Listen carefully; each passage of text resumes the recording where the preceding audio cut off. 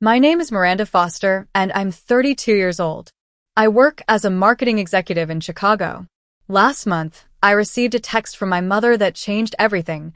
We changed all the locks on the front door and gate code. We no longer trust you. I stared at my phone, completely blindsided. I'd always been second best to my sister Brittany, but this was different. They'd given her the house despite the fact that I'd been paying the $5,600 monthly mortgage for 2 years. As the reality sank in, I replied, "Understood. Very smart. But I think you overlooked one thing."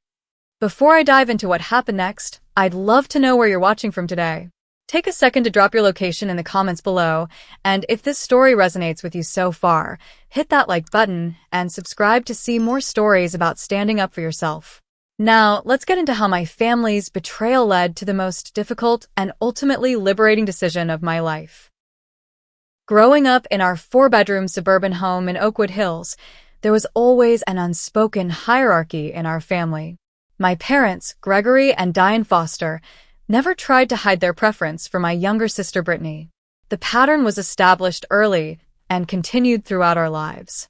On Brittany's birthdays, there would be elaborate parties with dozens of guests, custom cakes, and piles of presents.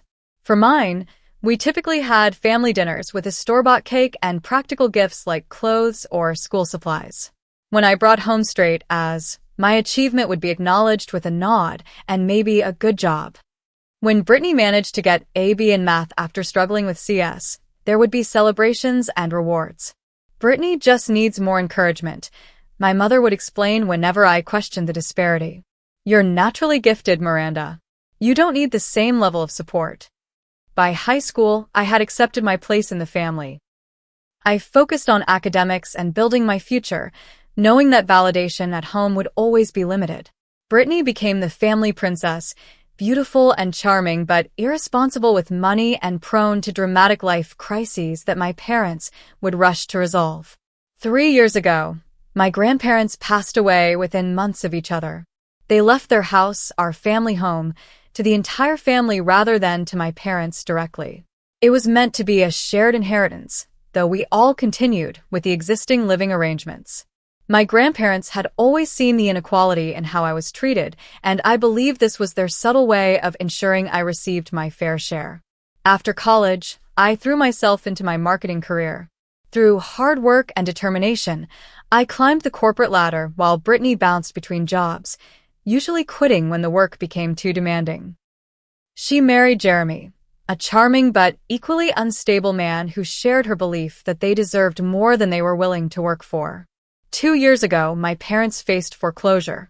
Years of financial mismanagement, helping Brittany out of debt repeatedly, and my father's business struggles had left them unable to keep up with the $5,600 monthly mortgage payments on the family home.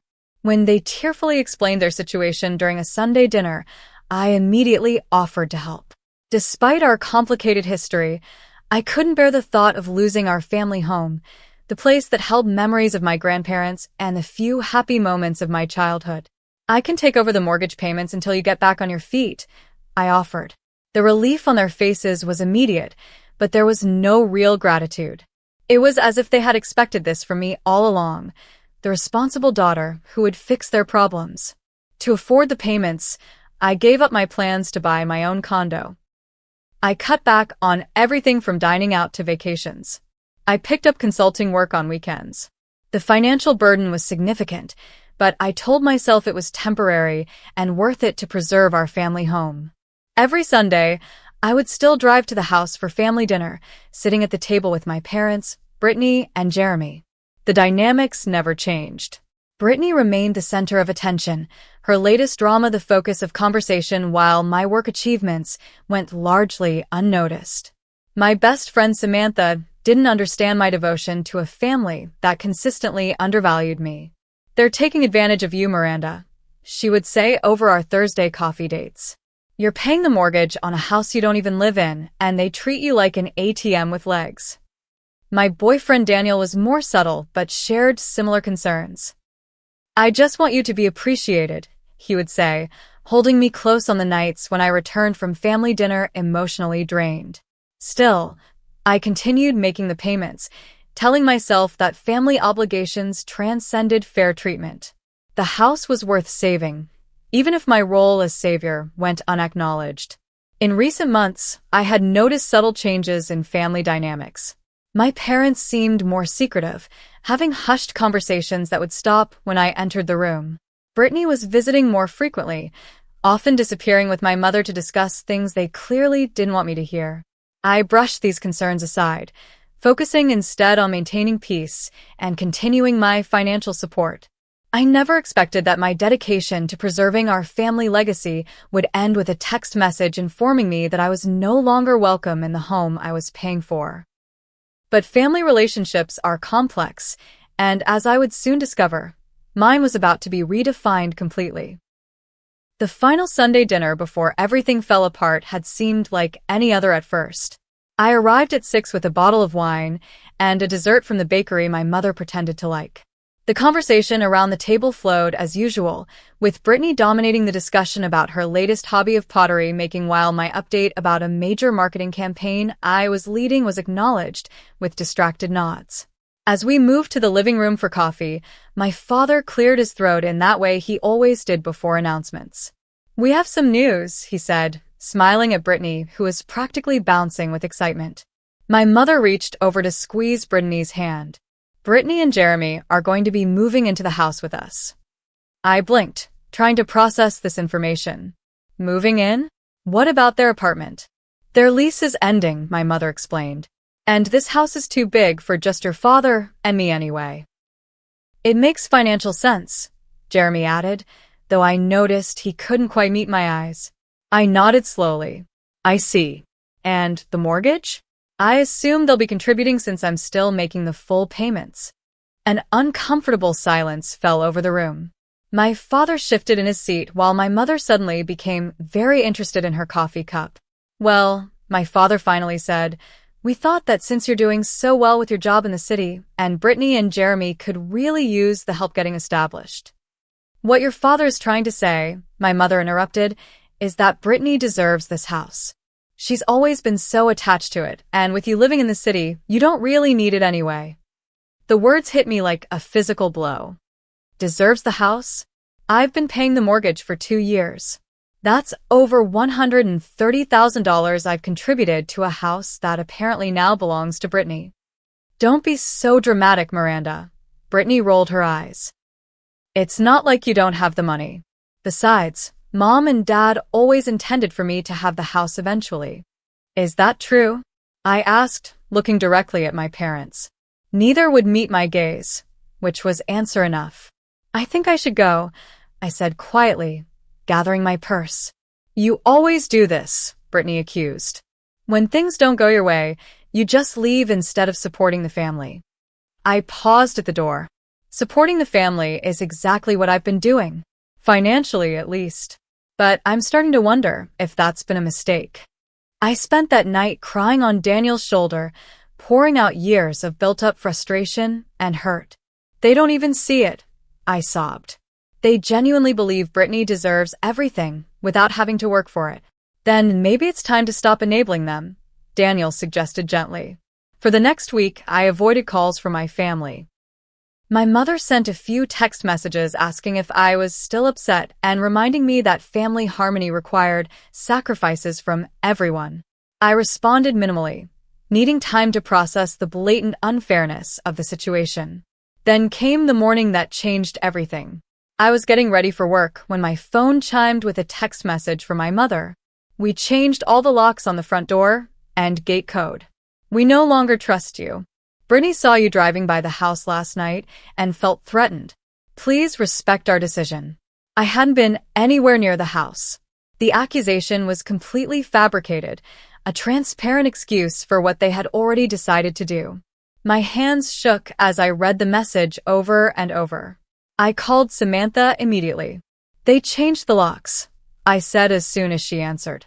"They're locking me out of the house that I'm paying for because Brittany lied about me, threatening her." "That's it," Samantha declared. "This is the last straw, Miranda. You need to stop being a doormat for these people." "What am I supposed to do?" I asked, though a part of me already knew the answer. "Cancel the payments. she said without hesitation. They can't lock you out of a house and still expect you to pay for it. That's insane. After we hung up, I sat on my bed, considering the consequences. If I stopped paying, the bank would eventually foreclose. My parents couldn't afford the mortgage on their own, and despite Brittany and Jeremy's entitlement, I knew they couldn't qualify for a loan of that size. The family home could be lost. But wasn't it already lost to me? They had made it clear that despite my financial contributions, I had no claim to it. No right to even enter it. With shaking hands, I logged into my online banking account. I navigated to the automatic payments section and found the recurring transfer setup for the mortgage. For a moment, my finger hovered over the mouse. This single click would change everything. I thought about all the sacrifices I had made to keep up those payments. The vacations not taken. The apartment I couldn't afford to buy. The retirement savings I had delayed. I thought about my sister's smug face as she declared she deserved the house. I clicked cancel payment. A confirmation dialog appeared. I clicked yes. Next, I composed an email to the bank, confirming in writing that I was canceling all future automatic payments for the mortgage loan. I explained that I was not a co-owner of the property and would no longer be making payments on others' behalf. After sending the email, I turned off my phone and called in sick to work. I needed a day to process what I had done and prepare for the inevitable fallout. I felt sick to my stomach, but also strangely liberated. For the first time in 2 years, I had chosen myself over my family's demands. It was terrifying and exhilarating at the same time. Understood. Very smart, I had replied to my mother's text. But I think you overlooked one thing. I didn't explain what that one thing was. I decided to let the consequences speak for themselves. For the first 48 hours after canceling the mortgage payment, there was complete silence from my family. I knew they had not yet realized what I had done. The mortgage payment was scheduled for the first of the month, still several days away. They were probably congratulating themselves on how smoothly their plan had gone, assuming I had accepted their decision without protest. I used this time to fortify myself emotionally. I met with a therapist, Dr. Emily Watson, who helped me understand that my reaction was not only justified but healthy. What you're describing is a pattern of family dynamics where you've been cast in the role of the provider without receiving appropriate appreciation or reciprocity, she explained during our first session. Setting boundaries, even difficult ones, is essential for your emotional well-being. On the third day, my phone exploded with notifications. It had begun. The first was a voicemail from Brittany. Miranda, what the hell? The bank called about a missed payment. What kind of game are you playing? This is so typical of you. Always jealous of what I have. Call me back immediately. Next came a text from my father. Miranda, this is completely unacceptable behavior. You have a responsibility to this family. Call your mother immediately. My mother's message was more calculated. Sweetheart, I think there's been a misunderstanding. We only changed the locks for security purposes after some break-ins in the neighborhood. Of course, you're still welcome here. You're our daughter. Please call about this bank issue. The transparent lie made me laugh bitterly. There had been no break-ins in their neighborhood, and the timing immediately after declaring they no longer trusted me was too convenient to be coincidental. By the end of the week, I had received over 30 calls and dozens of text messages. When I continued to maintain silence, they escalated.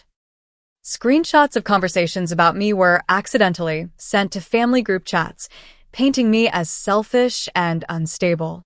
Extended family members began reaching out, some to express concern, others to lecture me about family duty. You can't just abandon your parents like this, my Aunt Martha wrote. They're getting older and need your support. Cousin Thomas was more direct. Everyone knows you make good money. Why are you being so stingy over helping your sister out? Family helps family. Only my father's sister, Aunt Catherine, seemed to question the narrative. Miranda, I'm not taking sides here, but something doesn't add up. Can we talk? She texted. The constant barrage of accusations and guilt trips took its toll. I began having trouble sleeping, waking up at 3 a.m. with my heart racing. My appetite disappeared, and I lost 7 pounds in 2 weeks. At work, I struggled to focus on projects that had previously energized me. Daniel became my rock during this time. He would come over with groceries, gently encouraging me to eat. He held me through panic attacks and reminded me of the validity of my decision when doubt crept in. "You didn't abandon them," he would say firmly. "They locked you out of a house you were paying for. Anyone would have done the same thing." 3 weeks after canceling the payment, I agreed to meet with Aunt Catherine for coffee. Unlike the rest of the family, she had always been somewhat fair in her treatment of Brittany and me. "I wanted to hear your side," she said after we ordered, "because what I'm hearing from your parents doesn't make sense." I showed her the text message about changing the locks and explained the full situation, including my years of mortgage payments. Aunt Catherine sighed deeply. "I suspected something like this. You should know that Brittany has been working on your parents for months. She's been telling them that you're resentful of her, that you've been making comments about taking the house away from them." "What?" "I never said anything like that." "I know," she nodded. "But Brittany can be very convincing. She and Jeremy are in financial trouble, Miranda. They've both been unemployed for months. I think they saw the house as their safety net, and you as the obstacle." This new information sent me reeling. Not only had I been financially supporting my parents, but I had inadvertently been bankrolling a scheme to push me out of the family entirely. Meanwhile, the bank had sent its first formal notice regarding the missed payment. My mother forwarded it to me with a single line, "Please fix this, Miranda." The audacity was breathtaking. Even now, they weren't acknowledging what they had done wrong or apologizing. They simply expected me to resume my financial support despite their betrayal. For the first time, I began to seriously consider permanent estrangement from my family. The thought brought both grief and relief. I discussed it with Dr. Watson in our weekly sessions. "Estrangement is a significant step," she cautioned.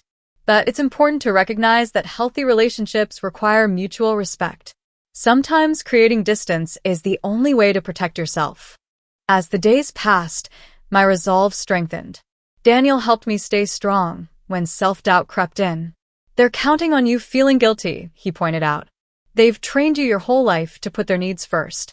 Breaking that pattern isn't easy, but it's necessary." He was right. With each attempt at manipulation, with each refusal to acknowledge their wrongdoing, my family was only confirming that I had made the right decision. The mortgage payment had been the last thread connecting us, and now that I had cut it, I was beginning to see how unhealthy our relationship had truly been. Still, in quiet moments, I would find myself staring at photos from happier times, wondering how we had reached this point, and if there was any path back to a healthy relationship. But as the bank's second notice arrived and my family's tactics grew more desperate, it became increasingly clear that reconciliation would require changes they weren't willing to make. 2 weeks after I canceled the mortgage payment, the situation escalated dramatically. The bank sent a formal default warning to the house address. According to Aunt Catherine, who had become my only source of information about the family, the letter threw my parents into a panic. "They genuinely didn't think you would go through with it," she told me during one of our now regular phone calls. "Your father kept saying you would come to your senses and start paying again." "And Brittany?" I asked, though I could already guess the answer. "Brittany and Jeremy are in full crisis mode. They tried to apply for a mortgage themselves, but their credit is abysmal. Multiple rejections. They can't qualify for anything close to what they need." A small, petty part of me felt satisfied by this news. The reality they had been avoiding was finally catching up to them. The first attempt at reconciliation came from my mother, though her message made it clear she still didn't understand the fundamental problem. "Miranda, sweetie, I think this has all gotten out of hand," her voicemail began. "I know you're upset about the locks, but that was Brittany's idea. She was concerned after seeing some suspicious activity. We can give you the new code, if that's what this is about. Please call us back about the mortgage situation." No acknowledgement of giving the house to Brittany. No recognition that they had effectively stolen 2 years of mortgage payments from me. Just a transparent attempt to get the money flowing again. My father was less subtle. His call came on a Tuesday evening as I was making dinner with Daniel. "Miranda, this has gone far enough," he barked when I finally answered. "You have a responsibility to this family. Your mother is beside herself with worry. The bank is sending threatening letters. Is this really how you want things to be? You changed the locks on me, Dad. I replied calmly. You texted that you no longer trusted me. Why would I continue paying for a house I'm not allowed to enter? That was a misunderstanding, he insisted. Brittany thought she saw someone who looked like you driving by multiple times. We were just being cautious. We both know that's not true, I said. And even if it were, you still told me Brittany deserves the house despite the fact that I've paid over $130,000 toward the mortgage. That money was a gift to the family, he shouted, his voice rising. You can't just take it back because you're jealous of your sister. I ended the call after that, my hands shaking with anger. A gift. That's how they had categorized my sacrifice. Not an investment in our shared family home, not a contribution that gave me any rights or standing, but a gift they could accept and then dismiss me. Even Brittany's husband Jeremy tried to insert himself into the situation. He called from a number I didn't recognize, attempting to position himself as the reasonable party. Look, Miranda, I understand you're upset, he began smoothly. But surely we can work something out. Maybe you could continue the payments for another 6 months while Brittany and I get on our feet? We can look at paying you back a portion over time. The audacity was almost impressive. They still saw me only as a source of funding for their lifestyle, not as a person with legitimate grievances. Determined to protect myself legally, I scheduled a consultation with Amanda Chen, a family law attorney recommended by Dr. Watson. Based on what you've told me, you have no legal obligation to continue making these payments, Amanda confirmed after reviewing my documentation. The mortgage is in your parents' names, not yours.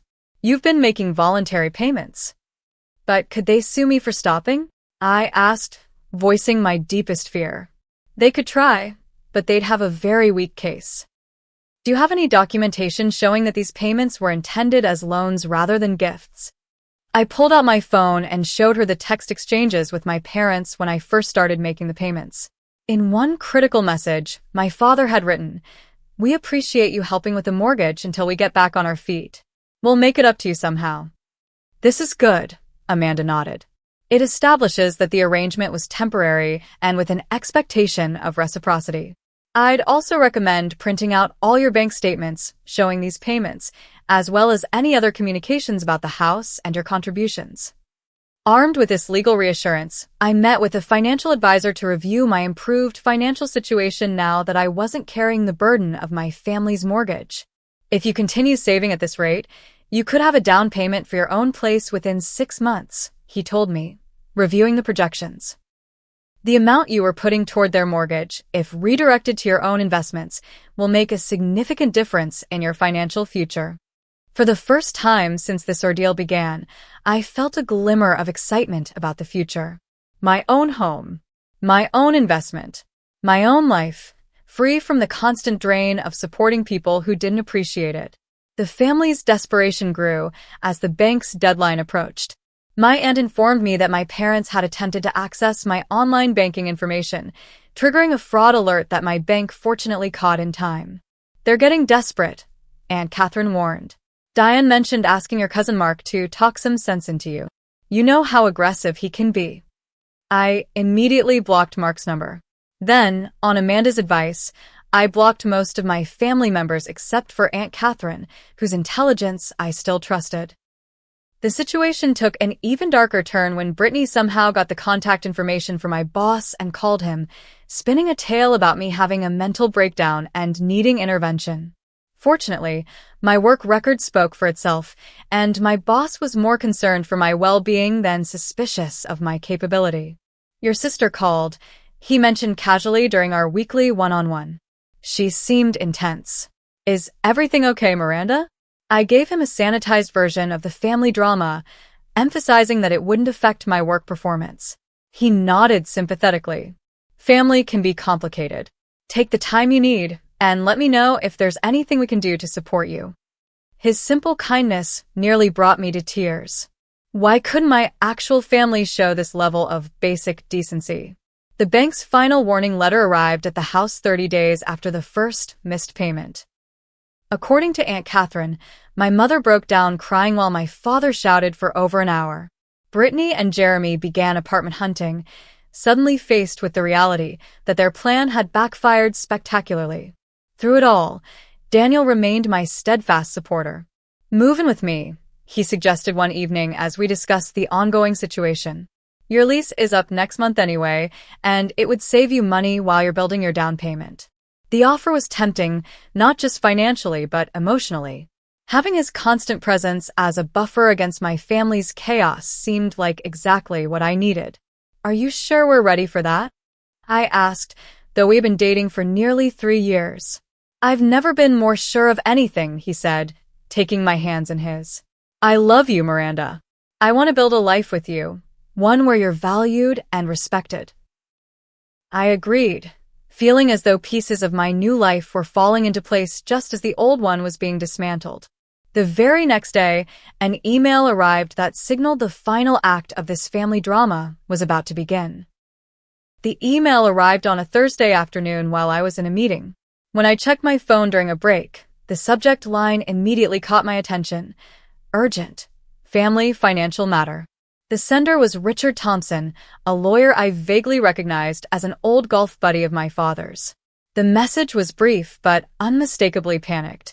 "Miranda Foster, I've been retained by Gregory and Diane Foster regarding the mortgage situation. We have a serious problem that requires immediate attention. Please call my office as soon as possible to discuss resolution options before this escalates further." I forwarded the email to Amanda Chen, who advised me not to respond directly.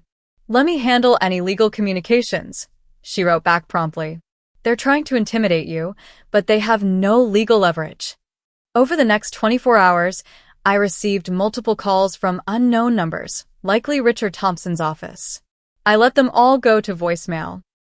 One message from my father particularly stood out. "Miranda, please. We need to talk. The bank is moving forward with foreclosure proceedings. We can still fix this if you just call us back. Please, sweetheart. We're your family." The desperation in his voice almost moved me, until I remembered how quickly they had discarded me when it suited their purposes. On Saturday morning, Aunt Catherine called with news. "They're calling an emergency family meeting tomorrow at my house," she informed me. "Everyone's been invited, including you. I think you should come, Miranda. It's time to clear the air once and for all." I hesitated, torn between wanting complete separation and the need for closure. "Will Brittany and Jeremy be there?" "Yes, along with your parents and a few others. Richard Thompson might come too." After consulting with both Daniel and Amanda Chen, I decided to attend, but with conditions. Daniel would accompany me as support, and I would bring documentation of all my mortgage payments and the text messages about the locks. Amanda prepared me for potential legal threats and reminded me of my rights. "Remember, you're entering this from a position of power, not weakness," she emphasized. "They need you far more than you need them."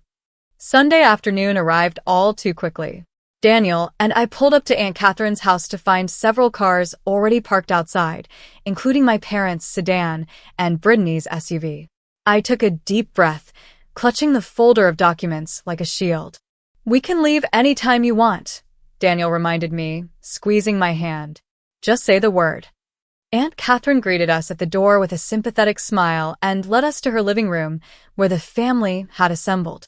The conversation stopped abruptly when I entered. My mother's eyes were red and puffy from crying. My father looked haggard, with new gray streaks in his hair that hadn't been there a month ago. Brittany sat rigid beside Jeremy, her face a mask of barely contained fury. Also present were my Uncle Robert, Aunt Martha, and Richard Thompson, looking uncomfortable in a casual Sunday suit. "Miranda," my father began, standing awkwardly. "Thank you for coming." I nodded but didn't speak, taking a seat across from them with Daniel beside me. "I think we all know why we're here," my father continued. "The bank has initiated foreclosure proceedings on our home. We have 60 days to bring the mortgage current before they move forward with a sale." "I don't understand why this concerns me," I said coolly. "As you've made clear, it's your house, not mine." My mother let out a small sob. "Miranda, please. This is our family home. Your grandparents' home. How can you let it go so easily? I didn't let it go, I replied. You locked me out of it. There's a difference. Richard Thompson cleared his throat. Miss Foster, your parents have explained that you are making voluntary contributions to the mortgage payments, which they greatly appreciated. However, the abrupt termination of these payments without notice has created a significant hardship. I opened my folder and removed the printouts of the text messages. Would you like to see the notice I received, Mr. Thompson? The one informing me that they had changed the locks and gate code because they no longer trusted me? His eyes widened slightly as he read the message. I wasn't aware of this specific communication. Of course you weren't, I said. Just like you probably weren't informed that I've paid over $130,000 toward the mortgage over the past 2 years, only to be told that my sister deserves the house more than I do. Brittany could no longer contain herself. This is so typical. You're always the victim, aren't you, Miranda? Always keeping score and holding grudges. So, what if they gave me the house? You don't even live there. I don't live there because I couldn't afford both the mortgage payments and rent in the city, I shot back. I gave up buying my own place to save our family home, Brittany. What exactly have you contributed?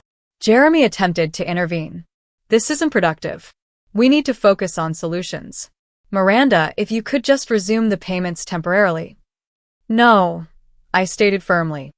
I will not resume payments for a house I've been explicitly barred from entering for people who have shown such disregard for my contributions. My father's face reddened. So that's it? You're just going to let the bank take the house? Your mother and I will have nowhere to go. You could get jobs, I suggested. Like I did. Pay your own mortgage, like adults are supposed to do. We're too old to start over, my mother wailed. And in this job market? Be reasonable, Miranda. I am being reasonable. I subsidized your lifestyle for 2 years while you plotted behind my back to give everything to Brittany. Now you can experience the consequences of those choices. Brittany jumped to her feet. This is all because you've always been jealous of me. Always competing for attention. Always trying to show how much better you are with your fancy job and your perfect boyfriend. Brittany, Aunt Catherine interjected sharply. That's enough. Miranda has legitimate grievances here. Oh, you're taking her side now too? Brittany spun toward our aunt. I suppose she's been poisoning you against me as well. No one's poisoning anyone, Uncle Robert sighed. But Miranda's right about one thing. She's been paying the mortgage while being treated like an outsider. That's not fair by anyone's definition. The conversation devolved from there. Brittany had a complete meltdown, screaming that I was destroying the family out of spite. My mother alternated between sobbing and making guilt-laden appeals to my sense of family duty. My father vacillated between anger and desperate bargaining. Through it all, I remained calm, supported by Daniel's steady presence beside me and the knowledge that I was finally standing up for myself after years of acquiescence. Richard Thompson, looking increasingly uncomfortable, finally spoke again. From a legal perspective, I must advise everyone that Ms. Foster has no obligation to continue these payments. They were voluntary contributions without any formal agreement. While morally complicated, legally this is straightforward. So, she can just walk away? My father demanded incredulously. After all we've done for her? I couldn't help but laugh. All you've done for me? Like what exactly? Consistently favor Brittany? Take my financial support for granted? Lock me out of the house I was paying for? The room fell silent as the truth of my words hung in the air. What do you want, Miranda? My mother finally asked, her voice small. Do you want the house? Is that it? No, irrepliously. I don't want the house. I don't want anything from any of you anymore. I just want to be free of this dysfunctional dynamic where I give and am still treated like I don't matter. I stood up, gathering my documents. I'm done being the family ATM. I'm done being the responsible one who sacrifices while Brittany gets everything handed to her. I'm done with all of it. You can't just walk away from family, Brittany shrieked as I headed for the door. I turned back one last time. You all walked away from me the moment you changed those locks. I'm just making it official. As Daniel and I drove away from Aunt Catherine's house, I felt simultaneously empty and liberated. 32 years of family history, of trying to earn love and approval that was freely given to my sister, had culminated in this moment of final separation. "Are you okay?" Daniel asked softly. "No," I admitted. "But I think I will be." The first week after the confrontation passed in a blur of emotional processing and practical arrangements. Daniel and I found a two-bedroom apartment in a neighborhood we both loved, significantly more affordable than my previous place. Moving in together felt like the first positive step toward building my new life. According to Aunt Catherine, who remained my only family contact, the bank's foreclosure notice had been officially delivered to the house. My parents had frantically applied for loan modifications and new mortgages, but their age and limited income made approval unlikely. Brittany and Jeremy, with their poor credit history, fared no better. "They're finally facing reality," Aunt Catherine reported during one of our weekly calls. "Your father's considering coming out of retirement to work part-time. Your mother mentioned selling some of her jewelry collection." I felt a twinge of sadness, but reminded myself that these were natural consequences of their own choices, not my responsibility to fix. The apologetic messages began trickling in around the 2-week mark. My mother's came first, a carefully worded text that still managed to miss the point. "Miranda, I hope you're doing well. I've been thinking a lot about our family situation. While I still believe you could have handled things differently, I understand you were hurt by some of our decisions.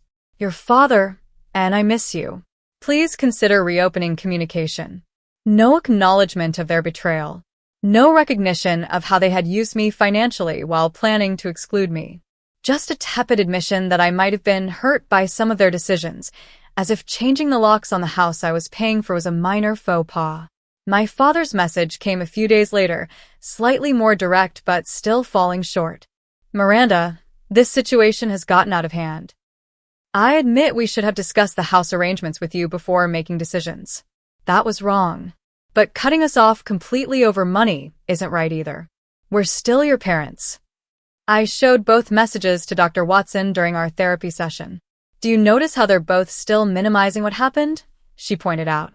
"Your mother calls it our family situation, rather than acknowledging their specific actions. Your father reduces it to being about money, when it's really about trust, respect, and years of unequal treatment. So they still don't get it." I sighed. "Not fully," she agreed. "But this is often how estrangement begins to resolve, if it does. Small acknowledgments that gradually become deeper as they reflect more on their behavior." I decided not to respond to either message yet, needing more time and space to heal. Surprisingly, the extended family began shifting their perspective as well. Cousins who had initially condemned my abandonment of my parents reached out with more nuanced messages after hearing the full story. Aunt Martha, who had been one of my harshest critics, called to apologize. "I didn't know about the locks, Miranda," she admitted, "or how much you'd been contributing financially." "I'm sorry I dumped the conclusions." The most significant change came in my own life. Without the burden of the mortgage payments, my financial situation improved dramatically. I opened a dedicated savings account for my future home purchase, watching with satisfaction as the balance grew each month. At work, I found new focus and energy, earning recognition for a particularly successful campaign. My boss called me into his office one Friday afternoon with unexpected news. "We're creating a new position, Director of Digital Marketing Strategy, and we'd like you to consider it. It would mean a substantial raise and more responsibility, but based on your recent work, I think you're ready." I accepted immediately, feeling a surge of pride that had nothing to do with family approval or validation. Daniel celebrated my promotion with champagne and takeout from my favorite restaurant. "To Miranda," he toasted, "who's finally being recognized for how amazing she actually is." Meanwhile, the family home situation continued to unravel. The bank listed the property for a short sale, accepting less than the full mortgage amount to avoid a lengthy foreclosure process. According to Aunt Catherine, my parents had found a small 2-bedroom apartment across town, downsizing significantly from the 4-bedroom house they had lived in for decades. "They're shell-shocked," she reported. "I don't think they ever truly believed this would happen. They kept expecting you to swoop in and save them at the last minute. Brittany and Jeremy's marriage had begun showing serious strain under the financial pressure. They had moved into a studio apartment, a far cry from the spacious family home they had expected to inherit. Their frequent arguments could be heard through the thin walls, according to neighbors who reported back to the family grapevine. 3 months after our confrontation, I received an email from my mother that was different from her previous attempts at communication. Dear Miranda, I don't expect a response to this message. I just need to say some things that have been on my mind as your father, and I pack up 30 years of memories into cardboard boxes. I was wrong. We were wrong. Not just about the house, but about how we've treated you your entire life. It took losing everything to make me see what we had done to you over the years. You were always the responsible one, the one we could count on. We took that for granted and gave Brittany the attention and support because she seemed to need it more. That wasn't fair to you. I'm not asking for forgiveness or financial help. Those bridges may be permanently burned, and we have only ourselves to blame. I just wanted you to know that I recognize my failures as your mother, and I am truly sorry for the pain we caused you. Love always. Mom. I read the email multiple times, tears streaming down my face. It was the first genuine acknowledgement of the deeper patterns that had led to our estrangement. I didn't respond immediately, needing time to process the shift, but I saved the email rather than deleting it. Daniel and I began house hunting, looking for a place that could be truly ours. The freedom to choose based on our own preferences rather than family obligations felt exhilarating. What do you think about this neighborhood?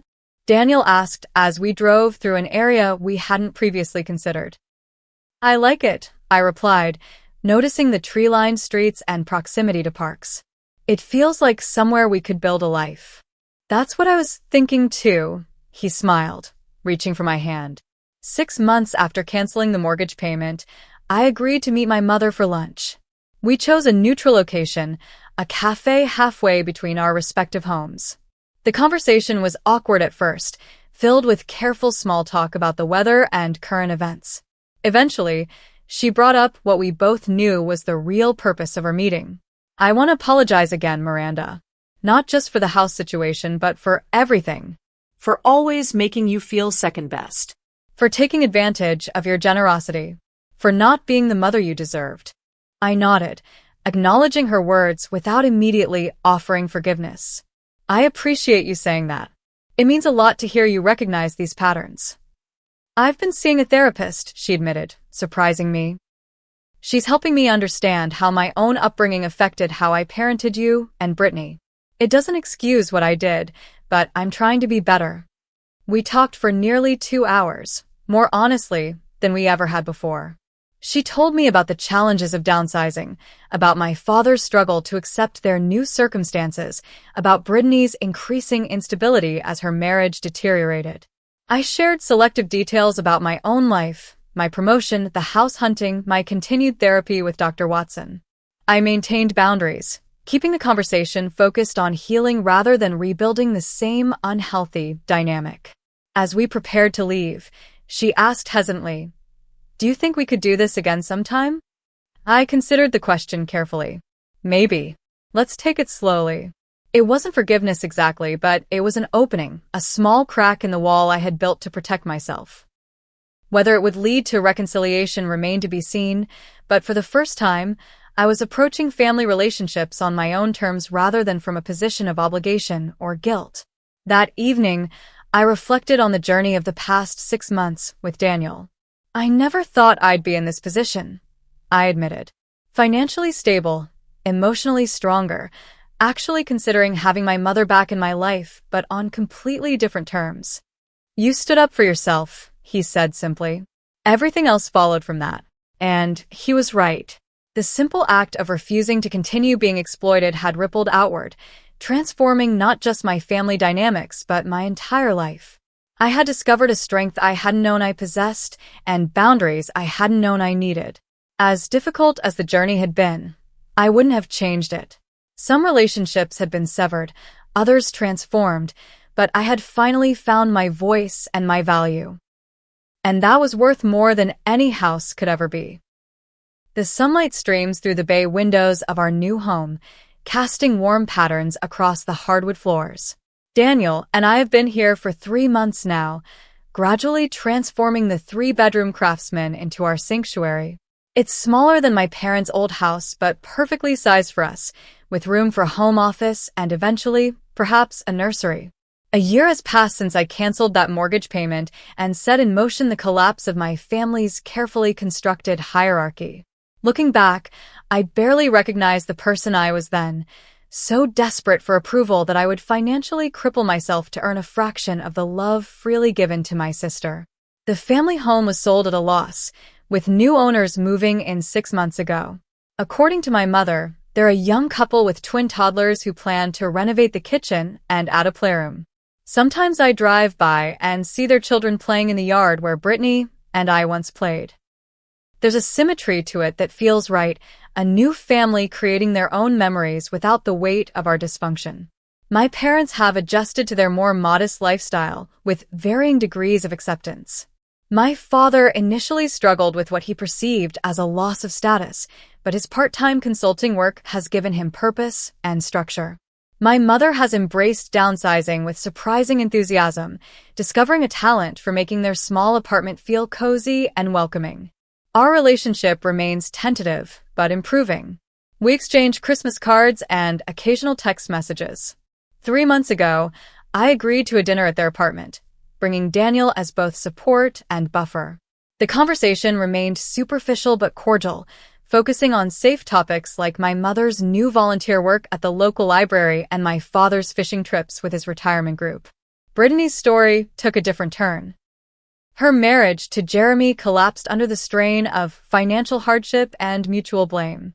They separated 4 months ago, with Jeremy moving back to his parents' home in Colorado.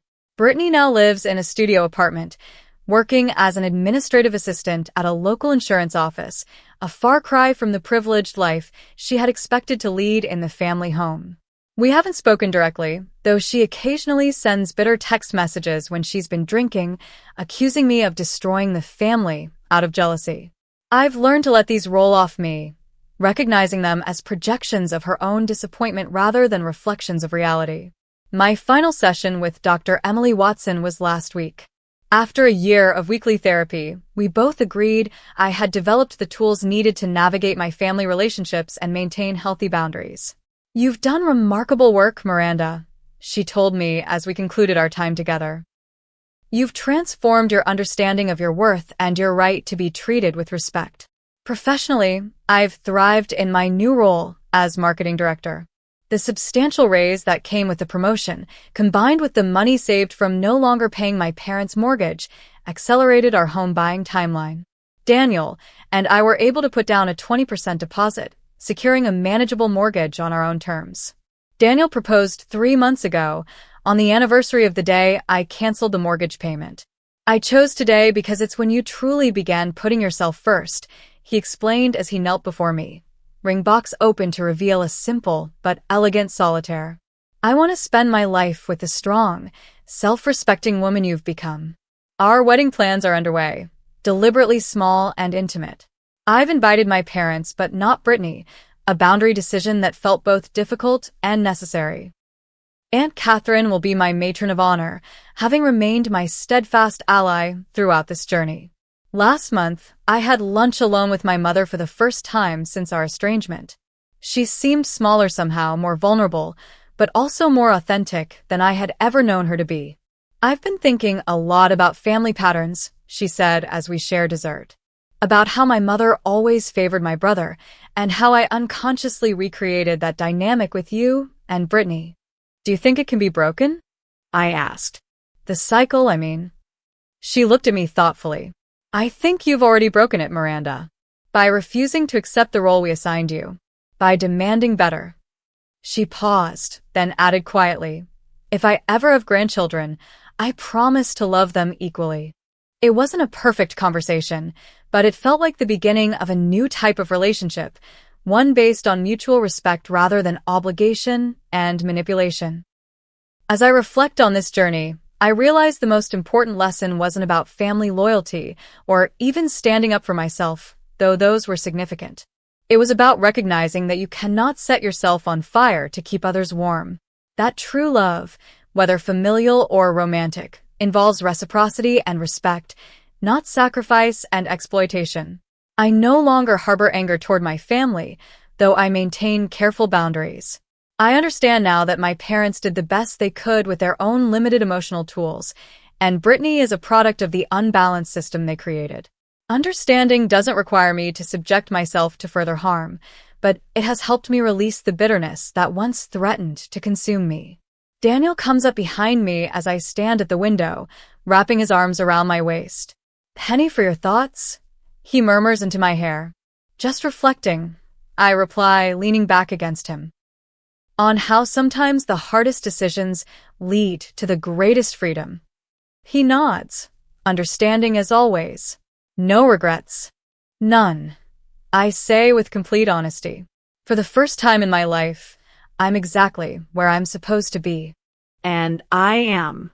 In a home that's truly mine, with a partner who values me, surrounded by relationships based on mutual respect rather than obligation. The journey here was painful, but the destination has been worth every difficult step along the way. Have you ever had to make a difficult decision that ultimately led to your freedom? I'd love to hear about your experiences in the comments below. How did you find the strength to stand up for yourself when it felt like everyone was against you?